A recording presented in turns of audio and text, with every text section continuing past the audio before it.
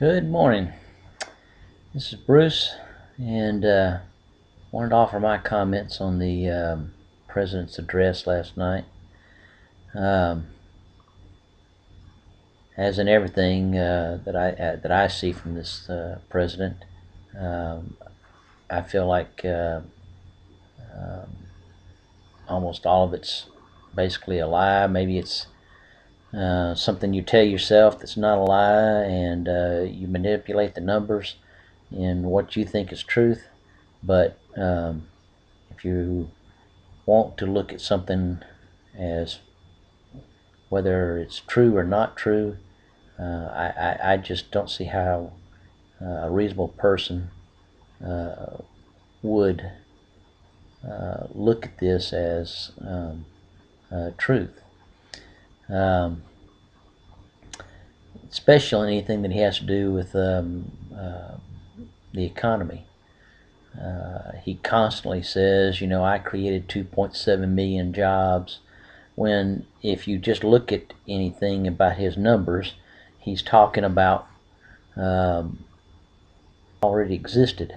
He considers green energy jobs to be someone who drives a truck that picks up waste or anything, but they make up numbers to make it sound better, and that's the whole point. That's a lie. Why waste our time with lies? He talks about making government smaller. And how can anyone believe that the man who has added over $5 trillion of debt, increased government jobs all over the place, made government stronger with his regulations, working its way into every aspect of our lives, is going to make government smaller? How can any reasonable person even begin to believe that? But unfortunately, there are some who do. But fortunately, I think the vast majority of us know this to be nothing more than lies. And I use that word not just for effect, but because it's the truth.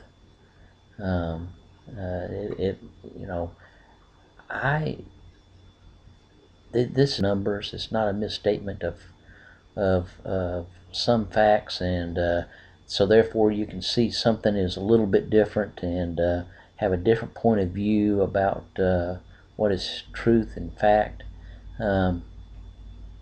This is an intentional act.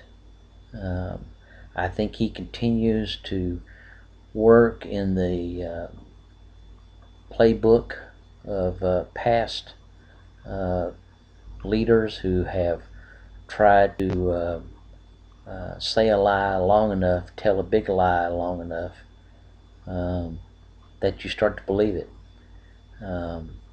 And this process of talking on videos, talking between different ones of us, I hope that we can explore these issues and help others to understand how bad it really is.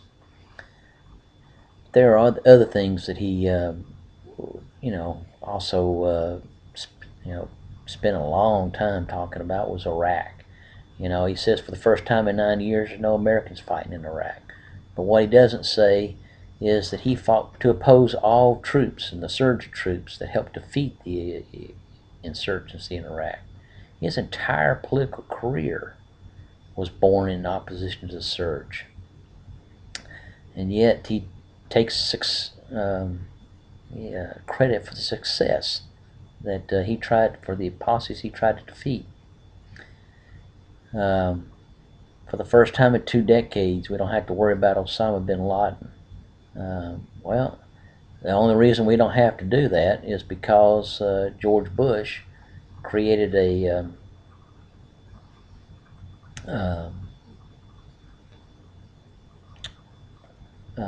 military and a policy that started hunting out these guys. And without his strong policies, they never would have gotten Osama. And it's a shame that he doesn't acknowledge what Bush and his people sacrificed in order to create these things. He doesn't acknowledge the fact that in Guantanamo Bay we got information from some of these murderers and killers that saved lives. But that's the kind of man he is. Um, talking about housing, he has helped all ways create this crisis in housing by his policies on Freddie Mac and Fannie Mae. And we learned that the leaders of these groups just continue to rake in millions of dollars from taxpayers' money, not from their skills. But housing is just in terrible shape. Our budget is way out of line, and I think they spent like $4 trillion just this year.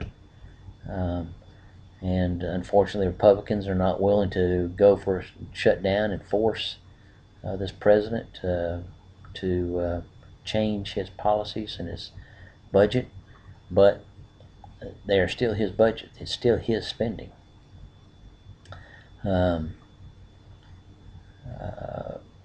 Illegal immigration is another thing. He says, to strengthen our borders, but he takes away the state's ability to defend themselves, like in Arizona, and he is protecting illegal aliens in many ways so that states can't effectively control their cities, and it's more dangerous in many cities. We're starting to have beheadings in the United States of America. Beheadings. I mean, that's just sick.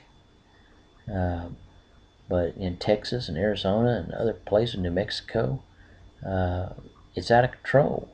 And I think the news stories are out there everywhere, and you can find that information.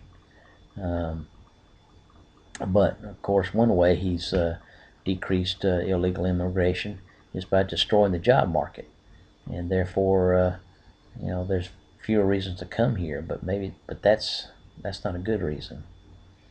And of course, taxes are going up in every which way, especially if Obamacare does become fully implemented. So I just wanted to comment on those and my reaction to what I've learned about his speech. But the main thing that I feel like is important is the fact that the man is a liar. He does not want to tell the truth, or he does not see the truth. My opinion, it's a matter that he doesn't want to tell you the truth. It's an intentional act. It's not a matter of intelligence or a matter of bad information or anything of that nature. This man is intentionally leading us into this path, whether it's to punish us for our evil history, as he tends to look at it, to make us less rich or whatever. But people like George Soros and Warren Buffett are making a lot of money off of his policies, and so I don't think they're getting less rich. He says he wants to spread the wealth around, but the fact is that his policies concentrate wealth into the very few who have political connections into Washington, and so therefore it actually exacerbates the wealth into a few people, and there's no getting around it. But those few people believe that government is a better leader, decider of who gets wealthy and who doesn't, and that's just a terrible philosophy. But it is these kind of people, and it is what they think. So I hope this is helpful, and hope you have a good day. Thank you.